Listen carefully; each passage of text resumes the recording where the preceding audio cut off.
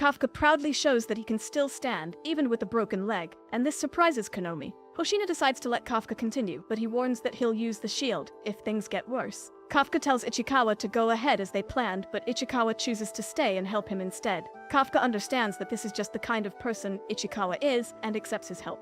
Hoshina laughs at the sight of Ichikawa carrying Kafka, finding it funny, yet admirable. Kafka's bones hurt a lot, so Ichikawa acts as their legs while Kafka uses his knowledge to handle the attacking. As they follow Kikoru, Ichikawa is amazed by his friend's speed. Kikoru is busy defeating a bunch of kaiju, making everyone else feel left out because she doesn't need their help. Konomi announces that Kikoru has eliminated the last Yoju in the area and is now engaging the Hanju. Kikoru uses a grenade to stun the beast, then gets close to its mouth. As she pulls the trigger, Hoshina smirks, impressed by her skills. Konomi is stunned to announce that Kikoru has defeated the Hanju, and the final stage of the exam is complete. Kafka and the others are shocked they didn't get to help, as Kikoru was too fast. Konomi prepares to bring back the drone and send medics for the injured. Hoshina is surprised the exam ended so quickly, considering the setup time. Mina is impressed by Kikoru's strength, catching even her eye. Hoshina expected many to drop out, but none did, likely due to Kikoru's performance, expected of Director Shinomiya's daughter. He believes she'll be a significant figure in the defense force, a beacon of hope for the country. Kikoru hopes she made her father proud by being perfect on the battlefield. She decides to go tease Kafka some more, but suddenly a strange being appears behind her, causing massive damage. As the fallen kaiju begin moving again, Kikoru manages to focus her shield to protect her heart,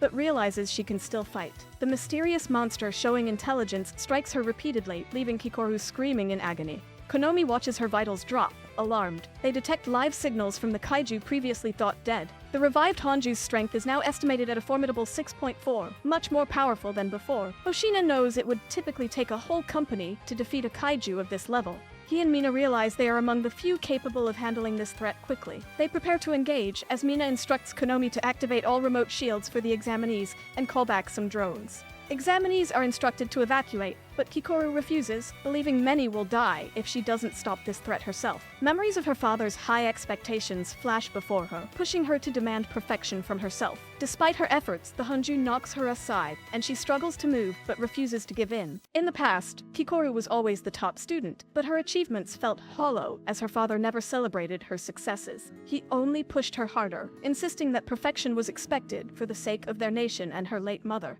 These demands haunt her still, driving her to fight back even with severe injuries. As Kikoru fights, a drone spots the Hanju regenerating a severed offensive organ, signaling it's preparing for a massive attack.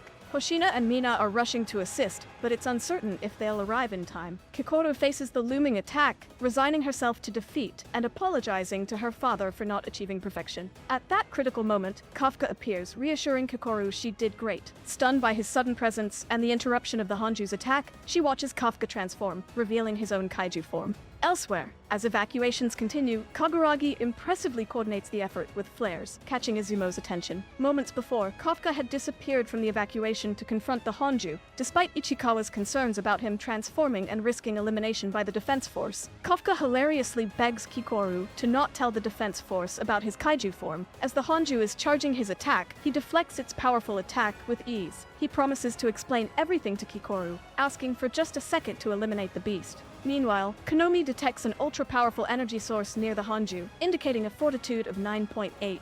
Hoshina is puzzled and thinks the sensors must be wrong, because if they're correct, they've just encountered one of the most powerful kaiju ever. Meanwhile, Kafka, needing to end the fight quickly, powers up dramatically. He faces the Hanju with a mighty punch. Kafka destroys the Hanju, leaving Kikoru amazed as bits of the monster scatter everywhere. Kafka tells the Hanju to try coming back to life now, but when it actually starts moving, he quickly begs it to stop, and it does. Kikoru is confused and stunned, wondering who Kafka really is. Kafka then rescues her from another Yoju attack, showing his face and ensuring her safety, but he also scolds her for risking herself too much. Just then, Ichikawa arrives and starts arguing with Kafka about his risky decision to transform. The debate ends abruptly when Kikoru faints from the stress. Mina and Hoshina arrive at the scene and are shocked by the destruction. They can't believe Kikoru could have caused this alone, despite her strength. The evacuation is confirmed complete, and Mina orders further investigation due to the mysterious circumstances.